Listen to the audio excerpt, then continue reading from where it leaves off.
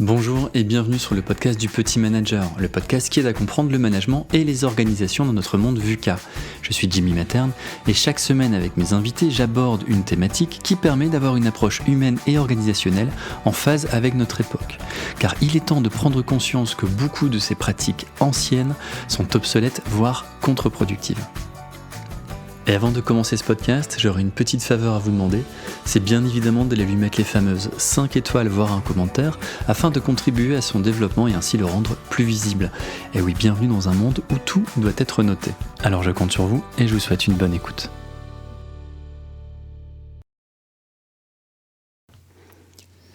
Alors s'il y a bien une chose que l'on utilise au quotidien et ce depuis notre plus tendre enfance, c'est bien la question. La question, elle est très souvent naturelle, peu réfléchie et elle peut faire beaucoup de dégâts. On va le voir aujourd'hui avec mon invité extraordinaire, Lionel Bélanger, qui vient nous parler de son livre « L'art du questionnement » où il nous apprend à comprendre et à explorer ce qui se cache derrière le fameux point d'interrogation. Car poser une question, ce n'est pas seulement chercher une réponse, c'est aussi permettre à l'autre de s'exprimer, de proposer la bonne réponse.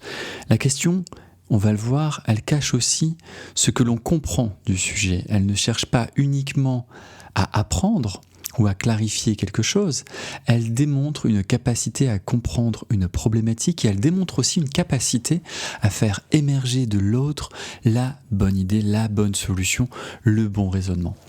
Vous allez voir dans ce podcast, qui est plus une masterclass qu'une interview, Lionel nous livre les plus grands secrets de ce qui fait la bonne question. Enfin, ce que je retiens avant tout de ce podcast, au-delà des nombreux fabuleux conseils de Lionel et des 6 façons de poser une question, c'est que la question, peu importe les mots choisis ou l'ordre dont on les organise pour poser la question, c'est que l'état d'esprit a une influence majeure. Qu'est-ce qui se cache derrière la question que l'on pose ? Et ça, Lionel nous l'explique très bien. La question, en fait, ça ouvre le champ des possibles, mais aussi des contraintes. Cet épisode est réalisé en partenariat avec la maison d'édition ESF Sciences Humaines, que je salue, et qui a publié l'ouvrage « L'art du questionnement » de Lionel Bélanger.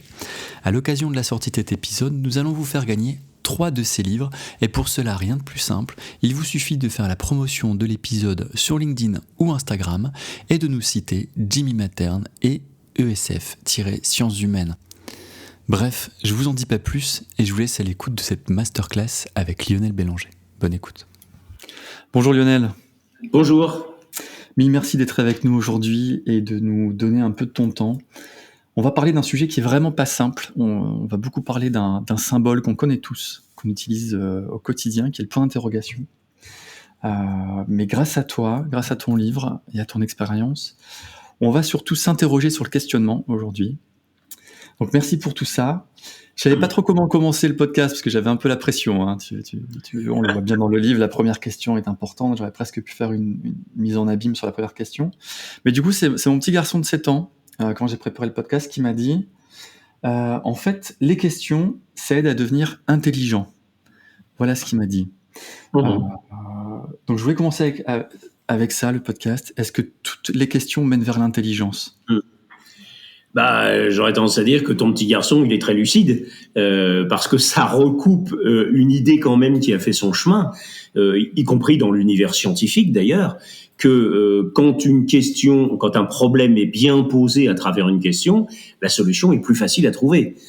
Autrement dit, en amont, les scientifiques l'ont largement montré, le travail consiste effectivement à toujours améliorer la question, à faire en sorte qu'elle soit la plus pertinente possible, parce que quand le problème est bien posé, donc ça veut dire que la question est bien posée, ça veut dire que la solution est plus facile à trouver. Ça, c'est le versant un petit peu scientifique. Et puis l'autre versant, s'agissant du questionnement, il est du domaine de la philosophie, c'est-à-dire on s'interroge sur la vie. On s'interroge sur la vie grâce à la qualité des questions, la pertinence des questions que l'on pose, et c'est comme ça qu'on peut avancer, quoi. Hein ? Oui. Alors tu parles là tout de suite de philosophie, de versant scientifique, versant philosophique. Oui. On pourrait presque les opposer, même si dans ton livre on voit que ça se rejoint beaucoup. On pourrait peut-être commencer par parler un peu d'histoire de la question. Est-ce qu'il y a une histoire de la question ? Est-ce qu'il y a une progression dans le fait de développer nos questions au travers les âges, par exemple, ou au travers les siècles ? Alors, si on veut une référence historique en questionnement, c'est dans le domaine de la philosophie quand même qu'on va trouver, je pense, le point d'ancrage de l'importance du questionnement. C'est une branche de la philosophie grecque qui porte un nom qui s'appelle la maïeutique, l'art de faire accoucher l'autre. Donc on retrouve la pensée socratique, la capacité effectivement à faire progresser quelqu'un. Et Socrate disait, enseigner, c'est pas dire des choses, mais c'est les faire découvrir. Donc on était déjà dans des approches de façon intéressante, très non directives en fait, pour amener l'interlocuteur à être le plus participant possible. Et c'est par la qualité du questionnement que l'enseignant, évidemment, va chercher à faire progresser son élève. Bon, c'est la maïeutique, c'est l'art d'accoucher l'autre en fait. Ouais, oui. Oui, ça, c'est la référence historique, ça a 2000 ans, quoi. C'est peut-être aussi l'art de mettre en avant l'autre, de lui faire prendre connaissance qu'il a un savoir. Là où parfois on pourrait penser que la question c'est pas forcément pour aller chercher une réponse.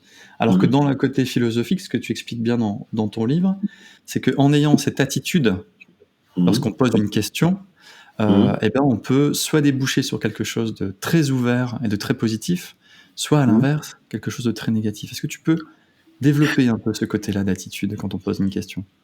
Oui, alors l'autre angle peut-être que l'on peut évoquer, c'est que le questionnement, c'est à la fois une affaire d'attitude, donc comment je me situe dans la relation par rapport à l'interlocuteur, et ensuite c'est une affaire instrumentale, parce qu'il y a une certaine technologie du questionnement, on peut parler d'un solfège du questionnement, par l'identification des types de questions que l'on pose. Donc il y a un volet qu'on pourrait qualifier de psychologique, comment je me situe dans la relation avec l'interlocuteur. Et là, on ne peut pas ignorer évidemment l'importance de la posture d'empathie, d'être centré sur l'autre, puisque le questionnement, pour moi, c'est une sorte de passerelle, c'est une sorte de main tendue, c'est une capacité à aller vers l'autre et donc à ce qu'il revienne vers moi. Je fais des analogies parce que j'aime bien en tant que formateur parfois dans les jeux de balles, que ce soit le football, le rugby, etc. La question c'est l'art de la passe, c'est être un passeur. Et dans tous les jeux de balles, il y a des joueurs qui sont réputés pour faire de très belles passes, c'est-à-dire pour mettre celui qui la reçoit dans les meilleures conditions pour jouer. Ou au contraire, de faire une mauvaise passe, en quelque sorte, de se rater. Il en va de même pour les questions. Il y a des bonnes questions, il y a des questions qu'on va qualifier pour l'instant, on y reviendra sûrement, de dangereuses ou créant des difficultés par l'interlocuteur, en fait. Mais ça donc, c'est vraiment l'aspect psychologique, c'est l'attitude d'empathie. C'est une affaire d'abord d'état d'esprit, comment je me situe par rapport à l'autre. Puis après, c'est une affaire de technique, c'est une affaire de solfège, et là, ça débouche la typologie des questions. Comment j'utilise mes questions et quel type de questions j'utilise. Mais faut pas dissocier les deux. Faut pas dissocier les deux. Quand quelqu'un, par exemple, est en panne ou n'est pas très à l'aise dans cette situation d'empathie, cette capacité de se centrer sur l'interlocuteur, ça fonctionne pas, quoi. Oui, c'est souvent un monologue. Ouais. Bon, je vais te donner un exemple tout de suite, très concret. Tous les jours, vraiment, dans la vie de l'entreprise.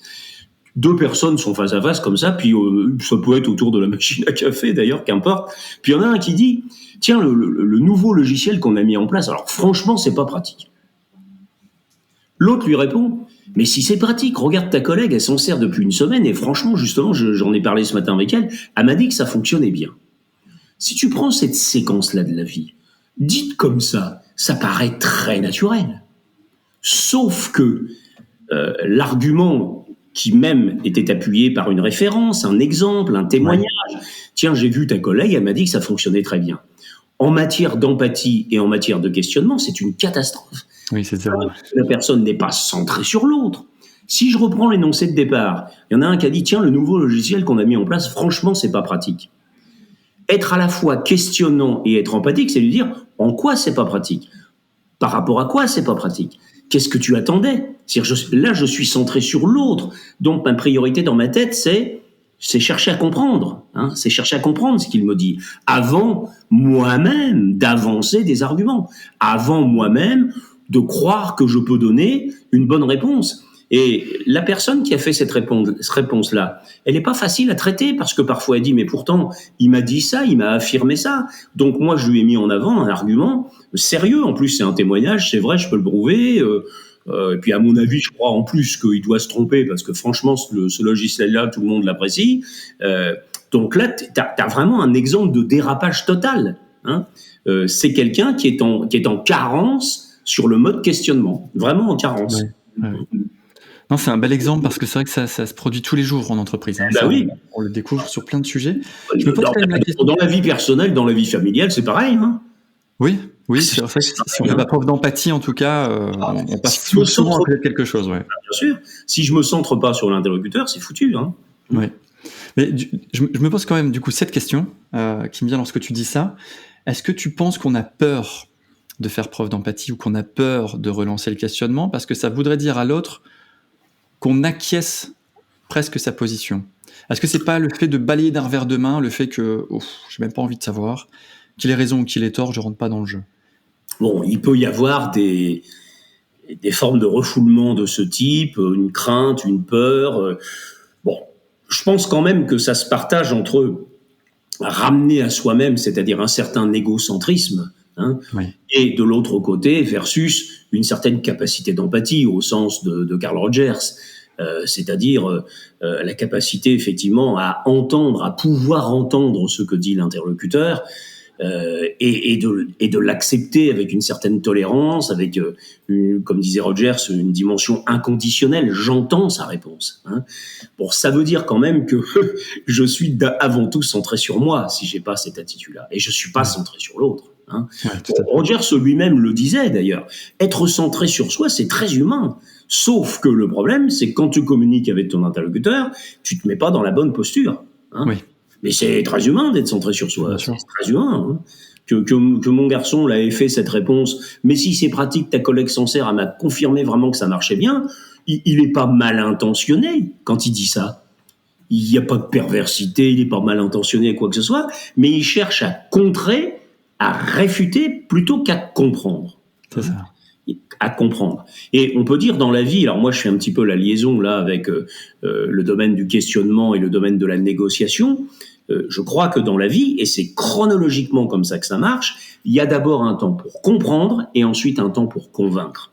Et on ne mélange pas les deux. Il y a un temps pour comprendre, et ça c'est le temps du questionnement, et il y a un temps pour convaincre, c'est le temps de l'argumentation. Moi je dis dans la négociation qu'on est consécutivement d'abord plutôt médecin, parce que le médecin, c'est celui qui consulte, qui questionne, qui cherche à collecter des faits, des informations, etc. Et il y a un deuxième temps qui est celui de l'avocat, qui est le temps de convaincre, d'argumenter. Mais c'est vraiment dans cet ordre-là que ça se joue. Le temps de comprendre d'abord, pour ensuite mieux convaincre. Ça fait un peu écho quand je t'écoute à la communication non violente, non ? Tu me dis si je me trompe, mais... Dans la communication, il y a ces temps-là, il y a ces temps forts où je me questionne. Alors déjà, bon, je me ressente sur mes besoins à moi dans la communication non violente, pas forcément sur les besoins de l'autre, parce qu'on demande à l'autre de l'exprimer. Mais il y a ces deux temps. Il y a le questionnement et puis il y a l'expression du besoin. Oui, je crois que la communication non violente a bien, entre guillemets, récupéré un petit peu cette approche-là. C'est-à-dire que dans un premier temps, je n'ai pas à contrer, à réfuter, à surenchérir, à juger ce que dit l'interlocuteur, mais à comprendre simplement à comprendre. Hein. Et c'est l'approche socratique, c'est la maïotique, hein, c'est faire accoucher l'autre. Hein. Ouais. Et dans la maïotique, ce que tu viens de dire, et ce qu'on n'a peut-être pas encore exploité, c'est le fait de ne pas juger l'autre dans sa question. Bien sûr. Bien sûr. Tu dis dans ton livre, d'ailleurs je reviens sur le livre, hein, je m'attendais à avoir quelque chose de très technique, parce que j'ai lu pas mal de livres de management, tous plus ou moins intéressants, mais en tout cas on apprend beaucoup. Et là, tu fais vraiment presque une histoire de la question sur pas que le management, mais très large. Donc c'est un livre très riche sur le questionnement. Moi j'ai beaucoup découvert. On a parlé. C'est la 8e édition que j'ai beaucoup enrichi, hein, parce que en fait il date déjà d'une grande dizaine d'années. Donc j'ai eu la chance, c'est la 8e édition. J'ai eu la chance avec ma co-autrice Marie-Josée Couchard de travailler dessus et puis d'alimenter régulièrement, d'actualiser avec tout ce qu'on entend dans la vie de tous les jours, dans l'entreprise, les hommes politiques, la télévision, les intervieweurs. Il y a ce qu'il faut, hein. Oui, il y a ce qu'il faut. Ouais. On n'en manque pas. Et puis certains métiers, même on est généraliste dans notre domaine, évidemment, sur la communication. Et j'ai eu la chance de de travailler dans des domaines extrêmement différents. Je pense, par exemple, et j'en parlais un petit peu tout à l'heure du médecin, dans l'univers médical, par exemple. Le questionnement est une pièce majeure dans l'art de la consultation. Bon, quand on interroge des médecins, des chirurgiens, etc., aujourd'hui, ils te disent, je ne sais pas si on a consacré 1 heure en 12 ans d'études à se former au questionnement. Hein. Oui. Ouais. Ils ne sont pas sûrs qu'ils ont consacré 1 heure de sensibilisation à ça. Quand aujourd'hui, on les a dans les stages de formation, bon, franchement, ça fait tilt pour eux, quoi. Tout de suite. Hein, tout de suite. Parce qu'ils raccrochent exactement tout ce qu'on leur dit au risque qu'ils courent dans cette phase fondamentale qui est cette phase de la consultation. Hein. Dans l'univers commercial, j'aime bien faire des liens parfois qui peuvent être étranges parce que c'est des domaines qui ne sont pas les mêmes, mais dans le domaine commercial, c'est ce qu'on appelle la phase découverte pour le vendeur. Hein. Oui. Et quand un vendeur revient dans son entreprise, que bon, il a le sentiment que l'entretien s'est pas très bien passé, etc. Son manager lui dit, mais bon, alors, je sais pas, qu'est-ce que t'as fait, qu'est-ce qui s'est passé? Bon, la phase découverte n'a pas été bonne. Elle n'a pas été bonne. La collecte d'infos n'a pas été bonne. C'est-à-dire qu'il a investi dans la discussion et pas dans la consultation. Il y a un temps pour comprendre, pour consulter, c'est la phase découverte, et il y a un temps plus tard, et à mon avis, il est dissocié, pour convaincre. Hein. Ouais. Mais le médecin, dans certains domaines, par exemple, extrêmement sensibles, moi j'ai causé avec eux, c'est la même chose. Ils ont un temps de consultation, donc un temps de compréhension, un temps d'empathie, et dans un deuxième temps, quand ils ont une prescription à faire, alors je n'utilise pas le mot vendeur avec eux, mais il faut qu'ils l'argumentent vis-à-vis de leurs patients. Il faut qu'ils l'argumentent. Donc, si le temps de la consultation n'est pas bon, c'est-à-dire s'ils n'ont pas élargi, s'ils n'ont pas découvert à qui ils avaient affaire, quelle était l'histoire de la personne, le contexte, ses craintes, ses envies, etc., ils n'auront pas les mots justes pour argumenter leur prescription. Ils ne les auront pas, les mots justes. Oui, puis tu l'as bien dit. Tout à l'heure, il y a cette question d'attitude aussi chez les médecins.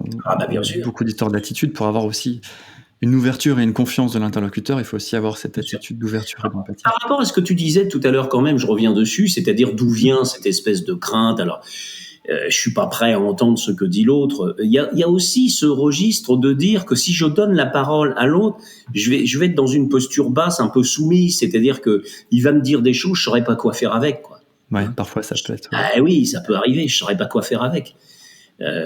Donc, bon, là, on retrouve bien dans la notion d'empathie quand même chez Rogers cette idée d'exigence de l'empathie. C'est pas, on a beaucoup parlé de la bienveillance de Rogers. Bon, elle était réelle puisque c'était même chez lui une bienveillance même assez chaleureuse dans son comportement et ses attitudes. Mais il y a aussi des gens qui ont témoigné qu'il était extrêmement exigeant dans ses entretiens, justement. Oui. Très exigeant dans ses entretiens. Oui, l'exigence n'est pas incompatible avec la bienveillance. Pas du tout. Oui, on a fait un podcast là-dessus avec Thierry William. Il disait la même chose que toi. Ouais, voilà. C'est très intéressant. Alors, tu disais, on a parlé de cette attitude de sympathie. Peut-être rappeler aussi le fait que lorsque on autorise l'autre à s'exprimer à travers des questions, on n'est pas, ou l'autre n'est pas forcément dans l'attente d'avoir une réponse. Alors, on n'est pas obligé de lui fournir une réponse ou un résultat satisfaisant. On est juste là, comme tu disais dans la maïeutique, peut-être pour le questionner, le faire avancer sur son savoir ou sa compréhension des choses. Mais je dis ça pour les managers qui, souvent en entretien, ont peur de faire face à ces questions parce qu'ils se sentent redevables d'une réponse ou ils se sentent redevables de quelque chose quand ça ne fonctionne pas. Mais ce n'est pas le cas. Là, on est vraiment dans la compréhension. Alors, dans cette notion de compréhension, toi, tu dis dans ton livre que la question, d'ailleurs, est un indicateur de la compréhension. C'est-à-dire que, en fonction des questions qu'on reçoit, on sait si le sujet a compris la thématique ou pas. Oui, je crois c'est bien aussi. Alors, pour l'instant, on n'en a pas parlé. C'est aussi la place du questionnement dans la pédagogie et dans l'école. Parce que la technique du maître au sens socratique, c'est qu'en posant des questions, il vérifie du savoir, il vérifie de la compétence et il vérifie de la compréhension. Ça, c'est un volet aussi, une finalité, je dirais, du questionnement qui est entre guillemets, de mettre à contribution l'interlocuteur, et puis éventuellement de faire un diagnostic en se disant bon bah ça y est, je crois que ça il a bien compris, ça il connaît, ça il est au courant. J'imaginais pas par exemple qu'il savait tout ça, et on a des grosses surprises, parfois très heureuses. Hein. Ouais. Je découvre que quelqu'un, par exemple, a une bonne compétence dans tel domaine, il possède beaucoup d'informations là-dessus, et puis s'en sert, etc. Et inversement, c'est aussi le moyen de découvrir que quelqu'un est faible, fragile, en difficulté sur telle ou telle matière, sur telle ou telle ressource, par exemple. Hein. Voilà, moi, dans ma carrière scolaire, j'étais pas brillantissime dans les sciences exactes, hein, j'étais plutôt à l'aise dans les sciences humaines. Je me souviens très bien que dans tous les profs que j'ai eus de mathématiques, il y en a peut-être un ou deux que j'ai eus qui vraiment, et ils me l'ont dit en plus, en me posant des questions, ont établi que, bon, là, t'es pas solide là-dessus. Hein. Enfin, ça va pas très bien. Hein. Voilà. Parce qu'ils sont bons, parce qu'ils posaient les bonnes questions. Je sais pas comment ils les posaient ou ils les trouvaient, mais ils allaient droit au but. C'est-à-dire qu'avec la question qu'ils posaient, ils avaient la confirmation que j'étais pas à l'aise, quoi. Que je maîtrisais pas, que j'étais pas à l'aise. Pour ça, c'est bon prof, hein, c'est très bon prof. Parce que là, quand ces gens-là font ce diagnostic-là, c'est comme le médecin, normalement, ils sont mieux à l'aise pour t'aider derrière, pour voir le chemin que tu as à faire. C'est-à-dire voir tes manques, voir ce qui va pas, voir ce que tu sais pas, et tout ça, quoi. Donc, c'est un volet très intéressant, c'est le volet éducatif, c'est-à-dire faire progresser l'interlocuteur, valider un certain nombre de choses chez lui, et puis ajuster ce qu'on peut lui apporter. C'est le questionnement, c'est dans le dialogue de la vie, c'est une fonction de régulation, le questionnement. Si je questionne bien, je sens mieux ce que je pourrais apporter à quelqu'un. Bon, ça, il le sait, c'est pas la peine de revenir dessus. Ça, à la limite, il est plus compétent que moi là-dedans. Bon, ok.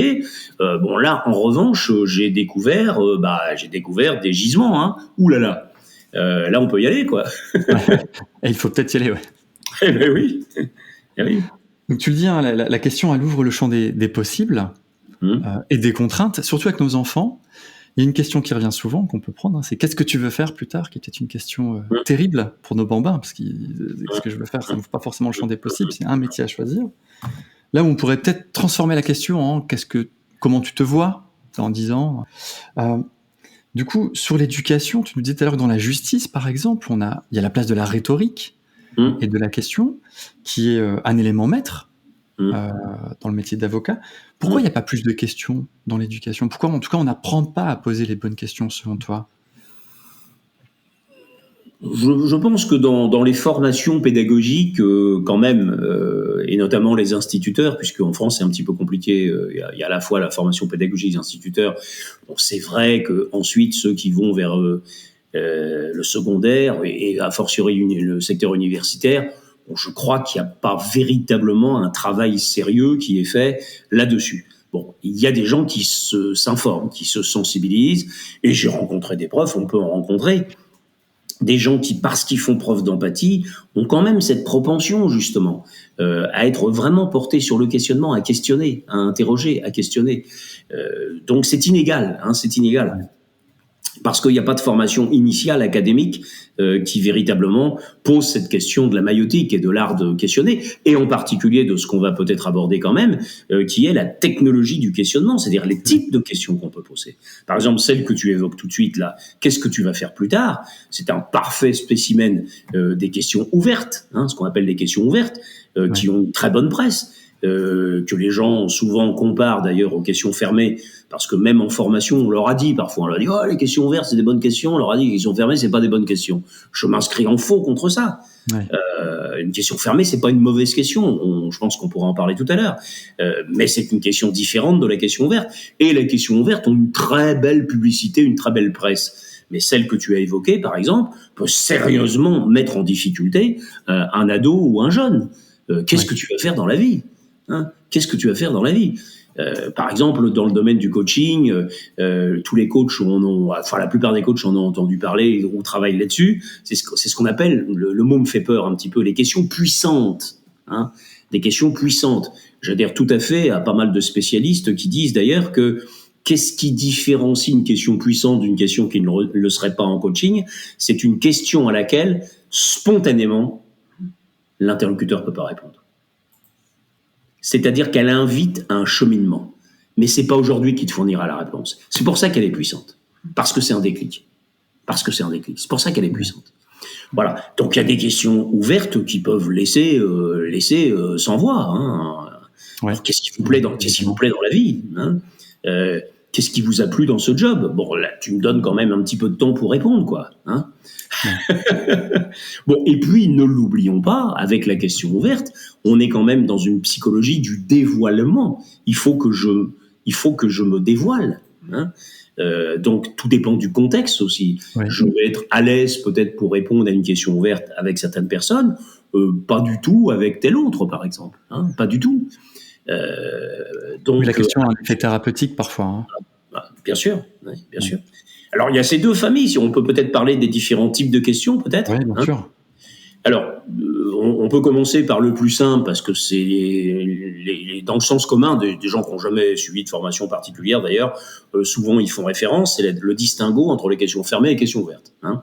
Donc, les questions fermées, bon, pour faire simple, ce sont celles qui appellent en général une réponse par oui ou par non et qui ne créent pas le dialogue. Ce sont, dans la langue française, il y a que 3 types de questions fermées. C'est est-ce que, êtes-vous, avez-vous. Est-ce que, êtes-vous, avez-vous. Bon, c'est quelqu'un qui dit est-ce que tu as été voir le dernier film de Woody Allen? C'est le magistrat qui interroge et qui dit est-ce que vous étiez présent au moment de l'accident? C'est le juge qui, au tribunal, dit est-ce que vous étiez informé que le chantier se terminait à 18h le vendredi, etc. Il attend une réponse par oui ou par non. Parce qu'on a besoin de ça parfois. Hein. Oui. Bon, les hommes politiques, par exemple, ont une sainte horreur des questions fermées. Parce qu'elles sont clivantes. Il faut que tu dises oui ou non. Oui, c'est engageant, oui. Eh bien oui, si au début d'un face-à-face ou d'un plateau de télévision, dans la culture française actuelle, par exemple, tu déboules avec la question « Est-ce que vous êtes partisan de continuer à faire confiance au nucléaire ?» Bon, la politique dit « C'est pas comme ça que la question se pose, tout ça, etc. » Parce que là, il sait que il y va, quoi. Ou c'est oui ou c'est non, et c'est clivant. Hein, et c'est clivant. Bon, dans la vie professionnelle, c'est pareil. Hein. Démarrer un entretien par le « est-ce que », par exemple, c'est terriblement clivant pour la personne. Hein. Je crois que c'est Pythagore, je sais pas pourquoi d'ailleurs, c'est assez amusant, Pythagore qui disait il y a 2000 ans, la chose la plus dure pour l'humain à dire, c'est oui et non. Oui, bien sûr. Bah, par exemple, c'est sensible dans les entretiens de recrutement, ça. Hein. Bon, est-ce que le contact avec les clients, c'est quelque chose qui pour vous est important? Bon, là, je me dis, si je dis oui, comment ça va être interprété? Si je dis non, comment ça va être interprété? Exactement, ouais. Eh bien oui. Donc, la gamme des questions fermées, c'est la gamme des est-ce que, êtes-vous, avez-vous. C'est la gamme aussi des questions informatives. Il n'y en a pas tant que ça dans la langue française. Celle qu'on appelle informative, c'est qui, quand, où, quand, combien, qui est responsable de ce projet, combien ça vous a coûté, où avez-vous trouvé cette information. Donc c'est concret, factuel, univoque. Hein. Combien vous a coûté ce matériel? $300, etc. ou 300 €. Donc comment vous répondez factuellement à des questions précises. Hein. D'ailleurs, les gens au sens commun appellent ça des questions précises. Quand on les met à la queue leu-leu, ces questions-là d'ailleurs, on crée une situation, il faut faire attention, d'interrogatoire. Si je ne pose que des questions fermées, donc ça a toutes les qualités de l'interrogatoire, évidemment, mais ça a tous les défauts de l'interrogatoire, ça ne crée pas le dialogue. Hein. Bien sûr. C'est très directif, unilatéral, et ça peut être très mal ressenti. Bon, il y a des situations parfois d'interrogatoire. Certains médecins, parfois, c'est un reproche qu'on peut leur faire, il y a un côté un peu trop interrogatoire qui est mal ressenti par l'interlocuteur. Certains vendeurs aussi se débrouillent mal avec ça. L'acheteur a l'impression d'être interrogé, donc c'est pas forcément très heureux. Donc c'est la gamme des questions fermées. On en a besoin. Les mettre bout à bout, encore une fois, c'est créer l'interrogatoire. Donc il y a un certain dosage, une certaine perspicacité. Est-ce que l'autre est prêt à répondre à ma question par est-ce que, parce que c'est très clivant. La famille des questions ouvertes. Donc la gamme des questions ouvertes, elle a une belle réputation, évidemment parce qu'elle crée le dialogue. Hein. Alors dans la langue française, il y a 3 lanceurs de questions ouvertes qui sont qu'est-ce que, comment et pourquoi. Qu'est-ce que tu comptes faire en septembre? Qu'est-ce qui t'a plu dans ce projet? Qu'est-ce que tu as retenu de ton dernier poste? Qu'est-ce que tu recherches dans cette formation? Donc là, comme dit l'autre, faut y aller, quoi. Là, faut se dévoiler. Faut se dévoiler. Faut s'ouvrir. Bon, parfois, je peux récupérer un silence ou un malaise. Hein. Certaines personnes ne sont pas prêtes forcément, bien que, encore une fois, la réputation de la question ouverte soit plutôt d'être un outil du dialogue. Il y a des moments, la question ouverte, elle te laisse waouh, je suis pas prêt, quoi. Hein. Bon, simplement, faut en tenir compte. Je vois bien quand j'ai posé ma question ouverte que je suis sur un terrain où l'interlocuteur n'est pas à l'aise, par exemple. Hein. Alors comment et pourquoi, hein, qu'est-ce que, comment, pourquoi, comment, on appelle ça un petit peu en jargon métier la question mode d'emploi, c'est très concret, c'est presque un pléonasme de dire comment concrètement d'ailleurs, hein, comment concrètement, et lorsque quelqu'un ne répond pas à une question comment, c'est assez inquiétant, hein, c'est assez inquiétant parce que ça veut dire que il sait pas, hein, il sait pas. Même sur des choses banales, par exemple, tiens, comment s'est passée la réunion hier soir? Oh, écoute, rien de particulier, etc. Là, j'ai envie de lui dire, mais tu y étais, oui? T'es sûr que tu y étais? Parce que manifestement, il n'a pas grand-chose à dire, quoi. Or, on est sur un comment, c'est-à-dire quelque chose de concret. Hein, oui. quelque chose de concret. Et puis, alors, le fameux pourquoi français, hein, avec tous les soucis qu'il peut y avoir autour, puisque rien à dire sur le pourquoi, parce que s'attaquer au pourquoi, ça serait s'attaquer au raisonnement causal. Hein, pour quelles raisons, quelles sont les causes, etc. D'ailleurs, quelles sont les causes est peut-être moins incisif que pourquoi, justement. Hein, peut-être moins incisif. Mais le pourquoi français, son malheur, c'est sa fonction accusatrice, parce que très souvent, il est dans la tournure négative. Hein. Pourquoi t'as pas fait tes devoirs? Pourquoi tu m'as pas prévenu? Pourquoi t'as pas rappelé ton client? Pourquoi t'as pas dit à ton manager que tu serais pas là lundi, etc., etc. C'est le pourquoi accusateur qui appelle de la justification et qui est redoutable, hein, évidemment. Et on a chopé des managers dans des entretiens d'évaluation, des entretiens annuels, etc. À 80% de questions sur le mode pourquoi négatif. Alors, le gars qui sort de l'entretien, il est mal, hein. Ah oui. évidemment. Pourquoi vous avez pris du retard sur ce projet? Pourquoi vous n'avez pas prévenu votre responsable? Pourquoi t'as pas été voir le client suite aux difficultés qu'il y a eu? L'autre, enfin, il dit, attends, arrêtez, je peux plus, là. Hein, je peux plus. Donc, le pourquoi négatif peut faire des ravages. Et pourtant, c'est une question ouverte. Hein, Ouais. Voilà, donc c'est la grande famille des questions ouvertes. Hein. Qu'est-ce que, comment, pourquoi? Bon, le qu'est-ce que est à privilégier. Par exemple, il est préférable sûrement de dire qu'est-ce qui explique que tu n'aies pas fait cette réunion la semaine dernière, plutôt que pourquoi tu n'as pas fait ta réunion la semaine dernière. Hein. Qu'est-ce qui explique que tu n'as pas fait ta réunion la semaine dernière, hein. Ou qu'est-ce qui t'a amené à ne pas faire cette réunion, qui est moins incisif, moins brutal que le pourquoi tu n'as pas fait. Hein, Alors, voilà, donc c'est les deux grandes belles familles de questions du langage ordinaire, de la vie courante, questions fermées et questions ouvertes. Après, on a des outils.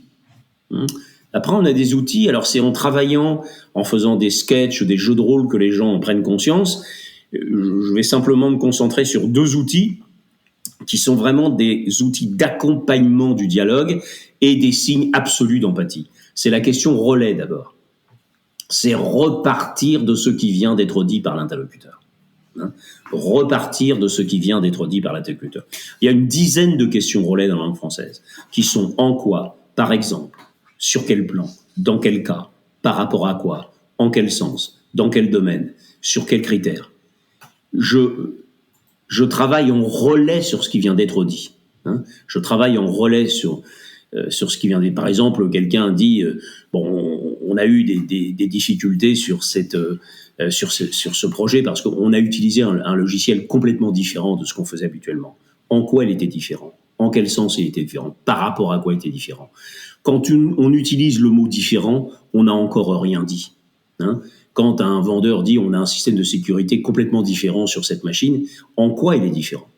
C'est là que tu découvres des réponses parfois du genre il n'est pas pareil. Hein, en quel sens il n'est pas pareil? C'est pas tout à fait le même. Hein. Bon, manifestement, il n'est pas capable de mettre du sens derrière le mot différent. Et ça, c'est vraiment l'empathie. Et Rogers le disait, l'empathie, c'est aller voir qu'est-ce qu'il y a derrière les mots. Qu'est-ce qu'il y a derrière le mot différent?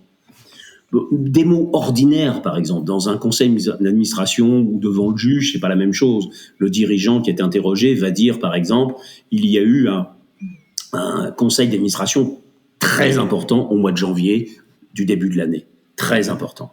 Le juge lui dit en quoi il était très important. Et l'interlocuteur, qui n'a pas trop l'habitude, parfois qu'on lui dise ça, Ouais. il va dire, bah, écoutez, je parle français, je vous dis, j'ai été un centre de consommation très important. Et le juge lui dit, mais monsieur, je vous demande simplement en quoi il était très important. Et c'est là que, bah, peut-être, il va accoucher de la réalité, c'est-à-dire, bah, c'est celui dans lequel on a décidé de se séparer de la filiale allemande. Bah, ça va mieux maintenant, c'est l'accouchement. Hein. Ouais, Il c'est a ça. été un peu douloureux. Il a été un Ouais. peu douloureux. C'était ce qu'il y avait derrière le mot important. Hein. Qu'est-ce qu'il y a derrière le mot important? Il y a des mots qu'on utilise comme ça, comme des épices dans la vie de tous les jours. C'est prioritaire, par exemple. Jamais on devrait laisser passer un mot comme prioritaire sans dire en quoi c'est prioritaire, en quel sens c'est prioritaire, par rapport à quoi c'est prioritaire. C'est une fonction de décapage. Les questions relais décapent. Elles collent à ce que dit l'interlocuteur et elles l'amènent à en dire plus. Ça peut être douloureux dans certains cas. Hein.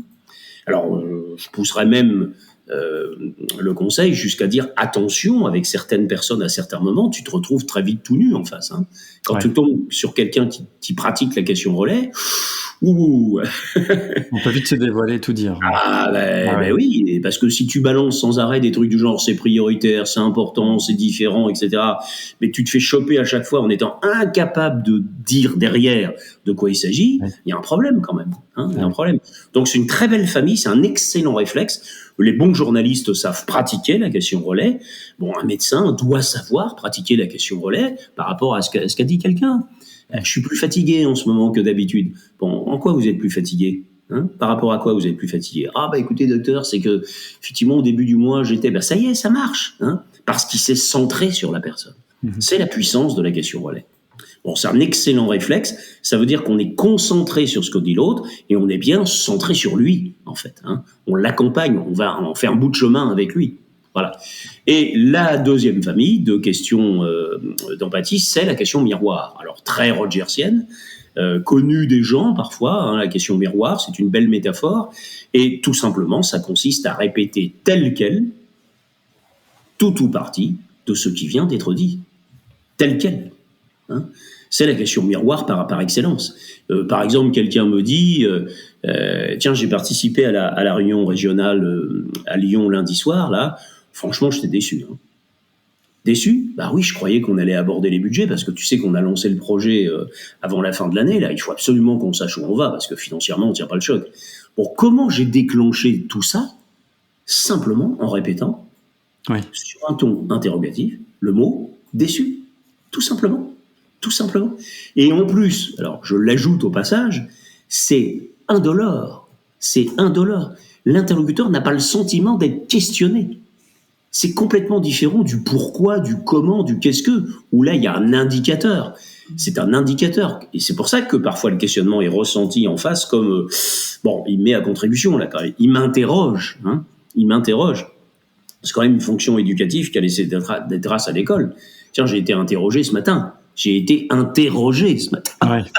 On sent la douleur. Voilà. Alors que la question miroir, tu t'appuies sur l'interlocuteur, tu l'amènes, tu l'accompagnes, en fait, hein.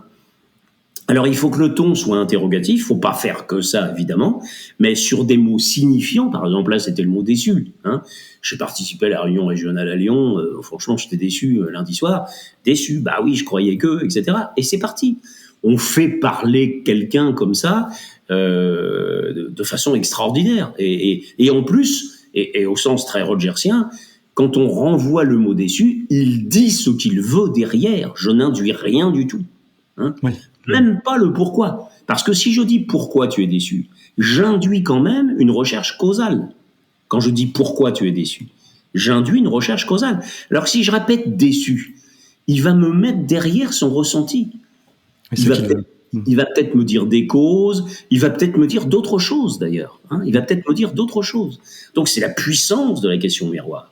Bon, en psychanalyse, les freudiens classiques, c'est ce qu'ils appellent les queues de phrases. Hein. Tout psychanalyste sait ça. On fait parler quelqu'un pendant 3 heures simplement en répétant les queues de phrases.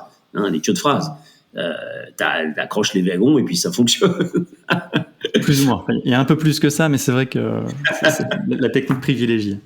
Voilà. Donc ça, c'est des questions d'accompagnement qui complètent parfaitement les ouvertes et les miroirs. Hein. Les questions relais et les questions miroirs qui complètent les ouvertes et les fermées. Oui. Ça, c'est vraiment de l'outillage, c'est le solfège du questionnement, hein, c'est le do, ré, mi, fa, sol du questionnement. Ouais. Alors on entend dans ce que tu dis, il y a cette partie aussi, est-ce qu'il y a un rôle de manipulation dans la question? Là, tu dis quand on fait un relais, bon, peut-être qu'on On va donne aller, un poids au mot, mais... on va plutôt aller sur les questions d'influence, hein, qui serait une cinquième catégorie. En fait, dans les formations, je concentre en général mon attention sur 6 grandes familles. On en a vu 4 là, les ouvertes, les fermées, les relais et les miroirs. Et il en reste 2 qui peuvent être en rapport avec ce que tu viens de dire, c'est-à-dire derrière le mot manipulation, qu'est-ce qu'on met? C'est-à-dire exercer une influence sur l'interlocuteur. Exercer une influence. Et donc là, on va tomber sur une famille très importante de questionnements que sont les questions suggestives.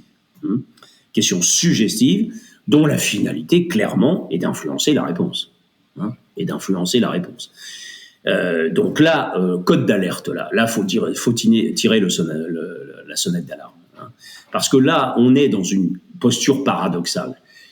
Quand je questionne, on est parti là-dessus tout à l'heure, en se disant c'est une attitude d'empathie, c'est une passerelle tendue vers l'autre, c'est un moyen d'accompagner l'autre, c'est un moyen parfois de découvrir ce qu'il sait pas et de le faire évoluer, de le faire progresser. Là, dans l'attitude d'influence, l'idée, effectivement, c'est de le convaincre de quelque chose, de le persuader de quelque chose, c'est-à-dire de l'influencer.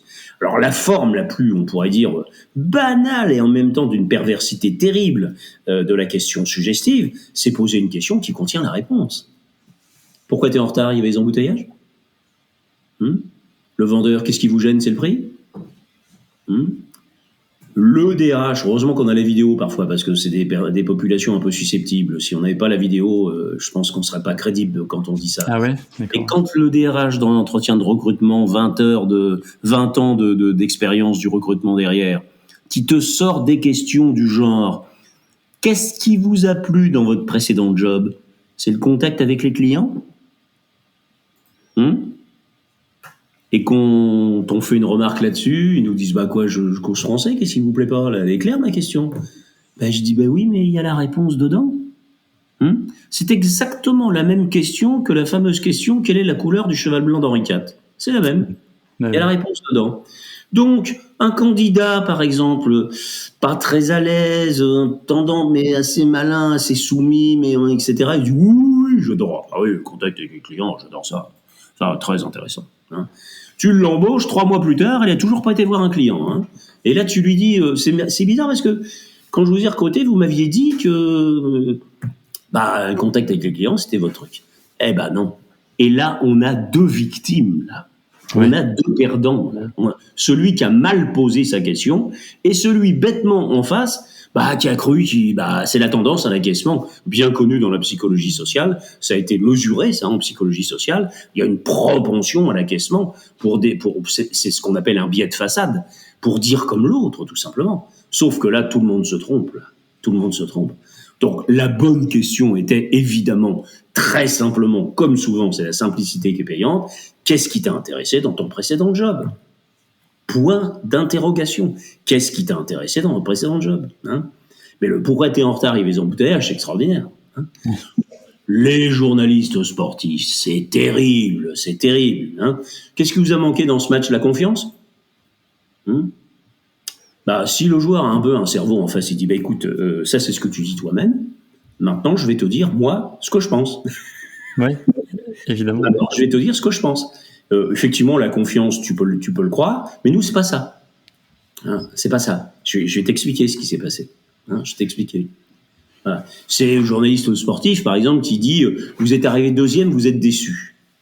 Un athlète. Vous êtes arrivé 2e, vous êtes déçu. Réponse de l'autre. Marque un temps d'arrêt et il dit franchement, sincèrement, non. Non, parce que j'ai été blessé pendant 6 mois.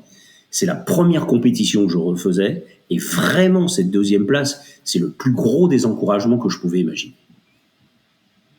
Le journaliste. Mais vraiment, vous n'êtes pas déçu? Bon, là, il faut y mettre une claque, quoi. Ça va, quoi. Il est centré sur lui. Il est centré... Oui, tout à fait, oui. À la limite, il ait fait la première bêtise en mettant la réponse dans la question. Mais pas la 2e. Ça veut dire qu'il est centré sur lui. Ça veut dire... Ça renseigne sur quoi? Que ce journaliste, dans sa tête... invariablement, être 2e, c'est décevant. Ah ouais. Alors que là, tu as quelqu'un qui lui explique la réalité singulière qui est la sienne, c'est d'avoir une très belle deuxième place après 6 mois d'absence, après 6 mois. Il peut pas l'entendre, ça. Il ne peut pas l'entendre. C'est grave. C'est grave. C'est grave. Il peut pas l'entendre. Donc, c'est ça la question suggestive. Alors, la question suggestive pose le problème de manipulation volontaire ou maladresse.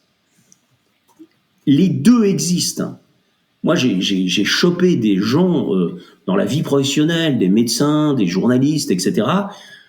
Faut pas les accabler de manipulation. C'est de l'indiscipline mentale. Ils s'en rendent pas compte qu'ils mettent la réponse dans la question. Ils s'en rendent pas compte. Tout à l'heure, ils sont peut-être aussi biaisés par leur propre expérience. En psychologie, ça porte un nom. Hein. La question suggestive, c'est le contraire de l'empathie. C'est faire une projection. C'est faire une projection. Quand je dis à quelqu'un le très banal, par exemple, pourquoi tu es en retard avec les embouteillages? Il n'y a pas besoin d'être bien savant et d'être psychologue pour décortiquer le processus en disant il est en train de plaquer quelque chose que lui, il a vécu, c'est-à-dire que lui, il a subi certainement pas mal d'embouteillages. Donc, évidemment, comment il pose sa question, pourquoi tu es en retard avec les embouteillages? C'est-à-dire qu'il soumet l'interlocuteur à son propre ego. Donc, c'est de l'égocentrisme, tout simplement. Donc, il n'y a pas de manipulation là-dedans particulière. Hein. J'avais même rencontré, par hasard, dans des formations de travailleurs sociaux, des assistantes sociales. Donc, qui travaillent sur l'empathie à l'école, qui sont centrés sur la relation d'aide, et qui normalement font la différence par rapport à la moyenne des gens quand même là-dessus. Hein. Eh bien, des formations professionnelles chez elles, à trop vouloir aider, elles suggèrent les réponses à leurs interlocuteurs. C'est une déformation professionnelle, parce qu'elles sont dans la relation d'aide. Et au lieu de poser des questions ouvertes, par exemple, pour voir si en face, la personne s'implique, a des idées à elle, etc., il pose la question, puis il fourgue la réponse avec. Des formations professionnelles. Oui. Qui n'est pas évidente, passer au-delà de sa projection, de ses biais. Alors du coup, il y a quelque chose que je me pose. Tu disais, le pourquoi est très français. J'ai lu, et tu me dis si je me trompe, que lorsqu'on a la chance de parler une autre langue, qui n'est pas sa langue maternelle, on a moins tendance à être influencé par ses biais, parce qu'on n'a pas toute cette histoire des mots.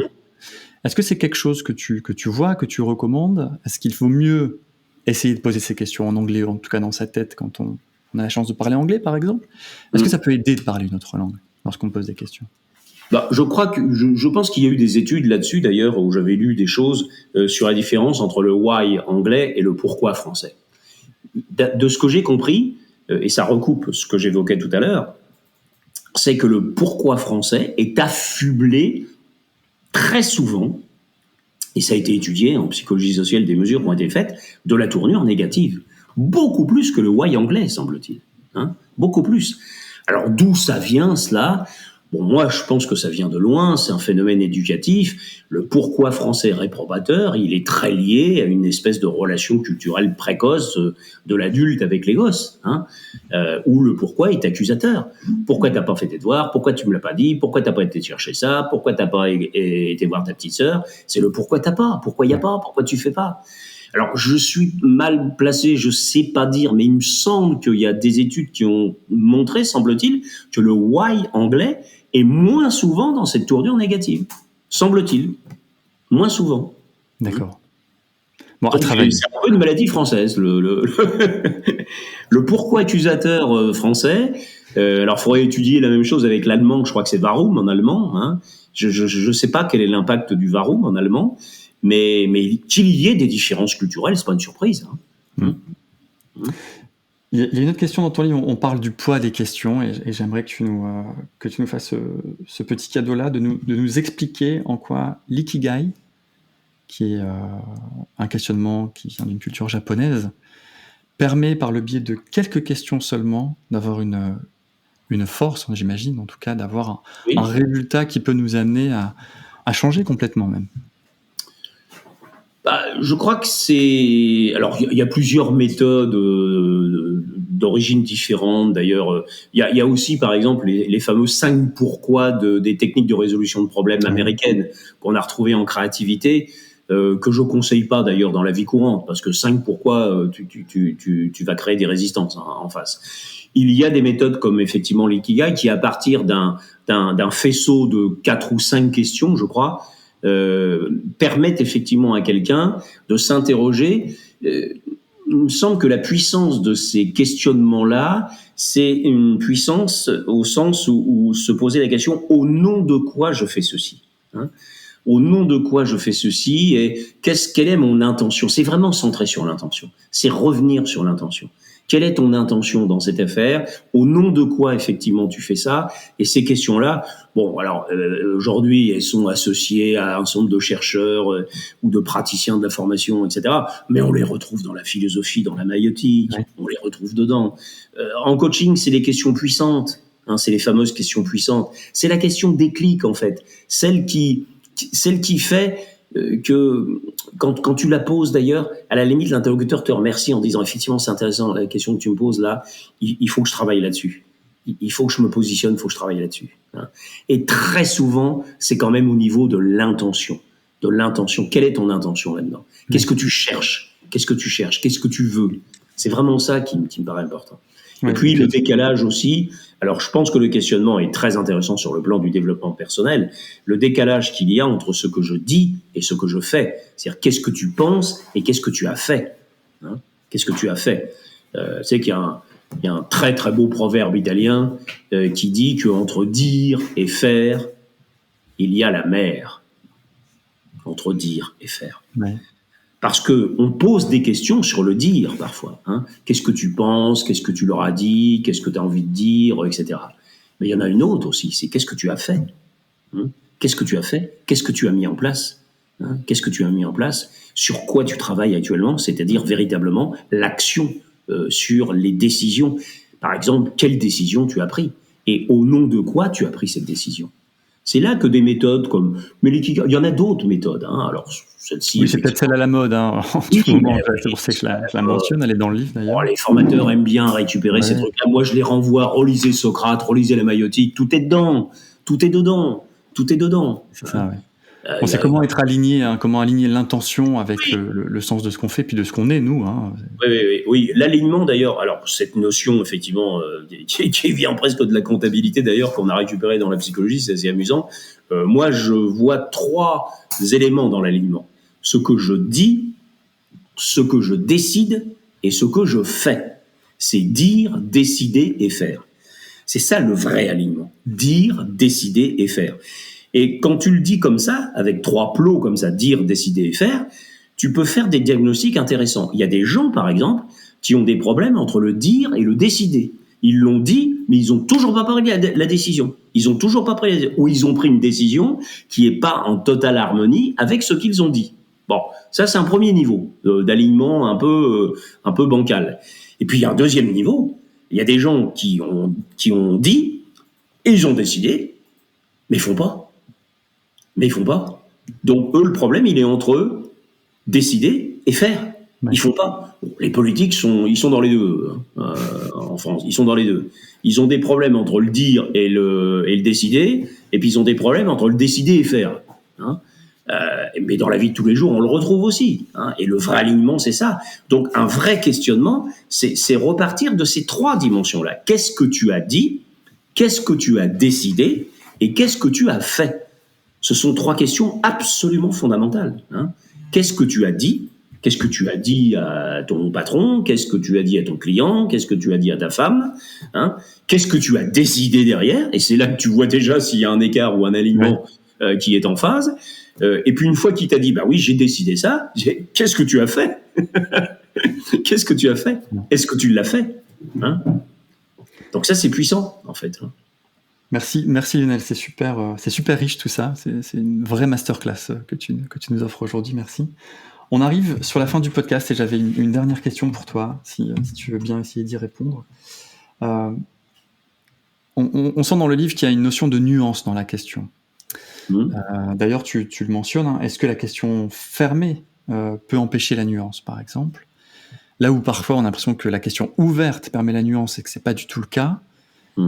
Comment on insère de la nuance dans la question, ou est-ce qu'il y a un effet de nuance dans les réponses attendues ou dans les questions qu'on fournit? Je crois que... Oui, c'est important cette question de nuance que tu poses. Je ne sais pas si c'est dans ma question que je vais introduire ou pas de la nuance. J'aurais tendance à dire, c'est pas comme ça que je le vis. Si par exemple me dire, non, mais on sera jamais capable de faire ça. Donc c'est quelqu'un qui prend une position catégorique. Hein.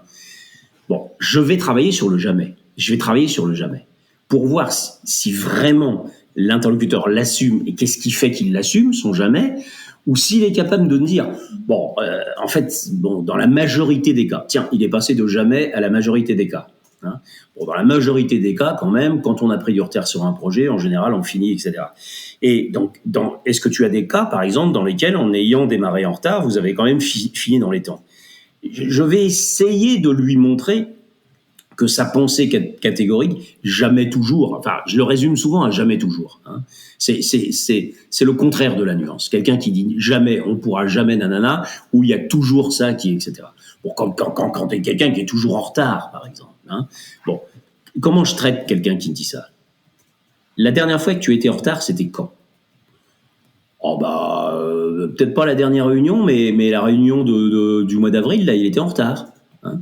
Bon, déjà, tu l'as fait sortir de toujours pour lui faire dire qu'à la réunion du mois d'avril, il était en retard. Mais à celle de juin, par exemple, il était à l'heure. Hein. Donc, c'est ça, travailler sur la nuance, c'est aller chercher les énoncés catégoriques de quelqu'un. Je crois que les gens de la PNL savent bien travailler là-dessus. Hein. D'aller chercher derrière les énoncés catégoriques de quelqu'un toutes les ressources qu'il peut y avoir et la nuance qu'il peut y avoir. Hein, et la nuance qu'il peut y avoir. Et la vie est dans la nuance. Le catégorique est extrêmement rare, en fait. Extrêmement rare. On pourrait travailler là-dessus. Hein. Très bien. Le PNL, qui est de la programmation neurolinguistique, et qui n'est pas une science reconnue, mais qui peut néanmoins apporter quand même beaucoup de choses. Bien sûr. Lionel, avant de conclure ce podcast, est-ce qu'il y a un sujet qu'on n'aurait pas abordé ou une précision que tu souhaiterais apporter sur ce qui a été dit? Je n'ai pas développé au-delà tout à l'heure quand tu as parlé de la fonction manipulatrice du questionnement. Il y a une dernière famille, puisque j'ai parlé de 6, questions ouvertes, fermées, relais, miroir et suggestives. Il y a l'extraordinaire registre très intrigant des questions pièges, dont la finalité de faire tomber l'interlocuteur. Hein, de faire tomber l'interlocuteur, c'est-à-dire de créer un antagonisme. Malraux disait... les questions, c'est comme des revolvers. On peut faire du mal avec une question à quelqu'un. On peut faire du mal avec une question à quelqu'un. Hein.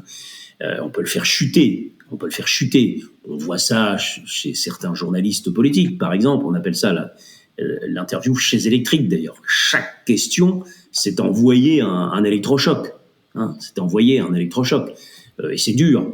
Bon, par exemple, le banal, parmi les questions pièges classiques, c'est le banal prêcher le faux pour avoir le vrai. Prêcher le faux pour avoir le vrai. Ouais. Bon, vous n'avez pas payé ça plus que 300 € quand même. Si, 340, il me donne le prix. Hein, il me le dit tout de suite. Hein.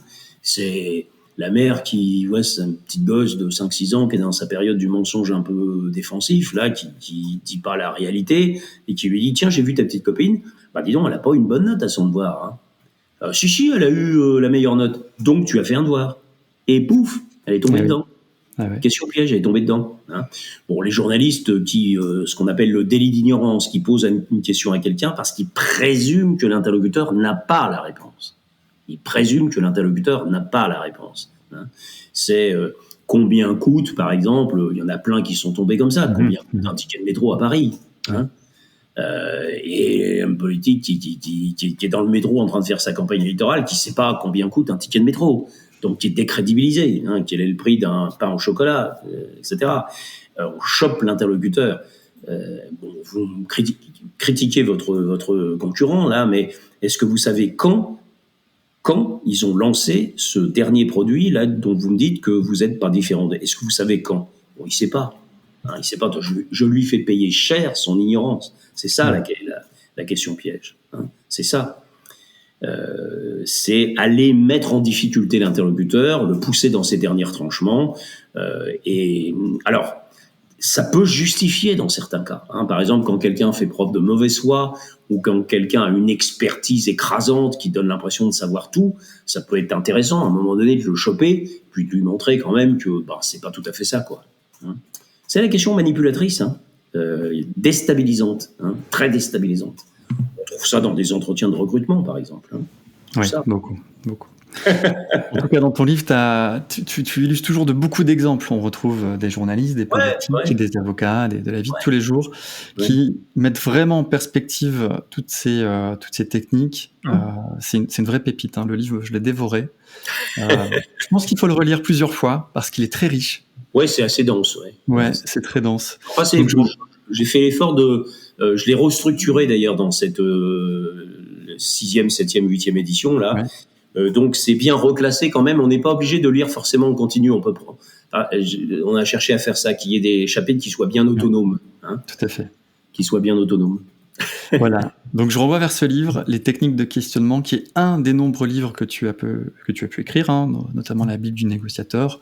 Enfin, d'autres qu'on retrouve aussi aux éditions Sciences Humaines, avec qui je suis très heureux d'avoir un partenariat sur la saison 3, et avec qui on va donc faire gagner 3 de tes livres à nos auditeurs. Très bien. Je vous remercie pour ça. Merci pour cette masterclass. Je pense que c'était un podcast extrêmement riche qui va beaucoup nous intéresser. Un podcast sur les questions qui renvoie à encore plus de questions. Donc merci pour ça. Merci Jimmy. Et puis je te souhaite une excellente journée, une excellente continuation. Merci beaucoup. Merci. À bientôt Lionel. Bonjour à tous nos auditeurs et bon usage du questionnement. Merci.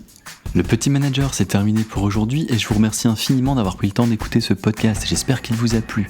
Si vous souhaitez continuer le débat, tout simplement discuter, me proposer certains sujets, voire certaines personnes à interviewer, n'hésitez pas à me le faire savoir, je me ferai une joie de vous répondre. Vous pouvez par exemple me le dire en commentaire.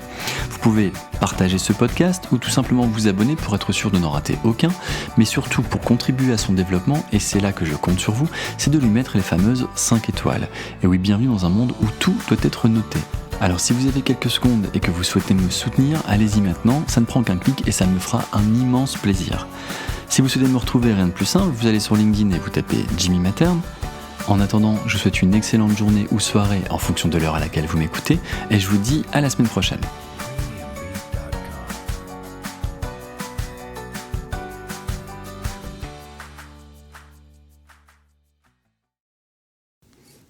Ah oui, j'ai failli oublier.